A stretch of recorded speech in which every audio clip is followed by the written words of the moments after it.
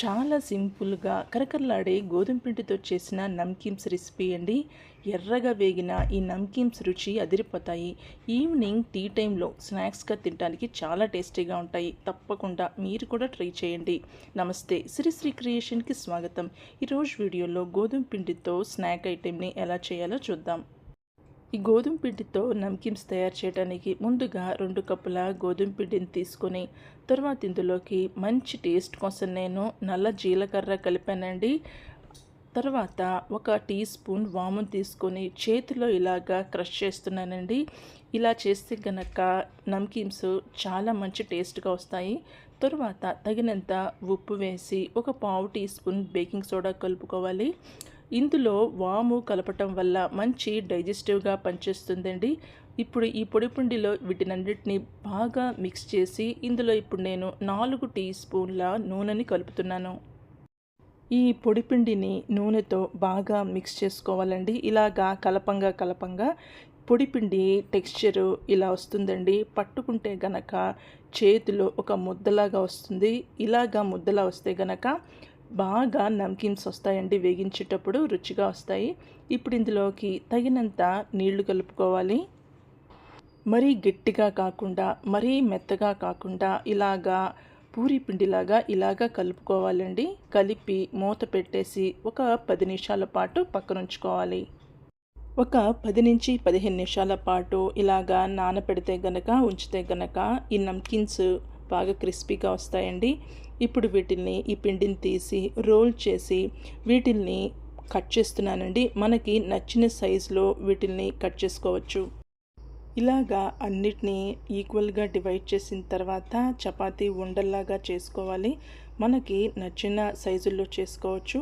ఇప్పుడు వీటిని ఒత్తుకోవాలి. పొడిపిండి జల్లి పెద్ద చపాతీలాగా ఒత్తుకోవాలండి. మరి మందంగా ఒత్తుకోకూడదు. ఎందుకంటే గనక కాల్చేటప్పుడు పైన వేగి లోపల మెత్తగా ఉంటాయండి. కాబట్టి సాధ్యమైనంత వరకు పల్చగానే ఒత్తుకోవాలి ఈ పిండిని. ఇలాగా చూస్తున్నారు కదండి, పల్చగా ఒత్తి ఉంచుకోవాలి. తర్వాత వీటిల్ని మనకి నచ్చిన షేప్స్లో కట్ చేసుకోవచ్చు. చుట్టుపక్కల ఎడ్జెస్ కరెక్ట్ షేప్స్లో లేకపోయినా పర్లేదండి, కాల్చేటప్పుడు వేగిపోతాయి ఇవి. ఇలాగా మీకు నచ్చిన షేప్స్లో కట్ చేసుకోవచ్చు. నేను వీటిల్ని స్క్వేర్ షేప్లో కట్ చేస్తున్నానండి. మీరు డైమండ్ షేపుల్లో అయినా సరే లేకపోతే పొడవుగా అయినా సరే కట్ చేసుకోవచ్చు. పొడిపిండితో ఇలాగా ఒత్తుకుంటే కనుక ఇలాగ ఈజీగా కట్ అయిపోయి వస్తాయండి. ఇప్పుడు వీటిల్ని నిలువుగా కట్ చేస్తున్నాను. తర్వాత అడ్డంగా కట్ చేసుకోవాలి. ఇప్పుడు వీటిల్ని అడ్డంగా కట్ చేస్తున్నానండి. స్క్వేర్ షేప్స్లో చాలా ఈజీగా కట్ అయిపోయి వాటంతట అవే వచ్చేస్తాయి. వీటిల్ని కట్ చేసేటప్పుడు కొంచెం షేప్స్ అటు ఇటు అయినా పర్లేదండి. ఎందుకంటే కాల్చేటప్పుడు మళ్ళీ కరెక్ట్ అయిపోతాయి, షేప్స్లోకి వచ్చేస్తాయి. ఇలాగా స్క్వేర్ షేప్స్లో కట్ చేసుకొని ఉంచాను. కట్ చేసిన కత్తితోనే ఇలాగా నెమ్మదిగా అడుగు నుంచి పక్కకు లాగండి. అన్నీ నెమ్మదిగా వచ్చేస్తాయి. ఇవి తీసేటప్పుడు కొంచెం షేప్స్ అటు ఇటు అయినా సరే కాలేటప్పుడు ఇవి కరెక్ట్ షేప్స్లోకి వచ్చేస్తాయండి. ఇప్పుడు వీటిని ఒక జాలీలోకి వేసి ఉంచండి. ఇప్పుడు ఒక బాండీలో నూనె వేసి ఈ నూనె బాగా వేడిగా ఉండాలండి. ముందు ఒక నమ్కీన్ వేసి చూడండి. వేసిన వెంటనే పైకి తేలితే నూనె కరెక్ట్ హీట్లో ఉన్నప్పుడు ఇప్పుడు నేను ఈ జాలిలో ఉంచుకున్న ఈ గోధుమ పిండి నమ్కీన్స్ని వేశాను.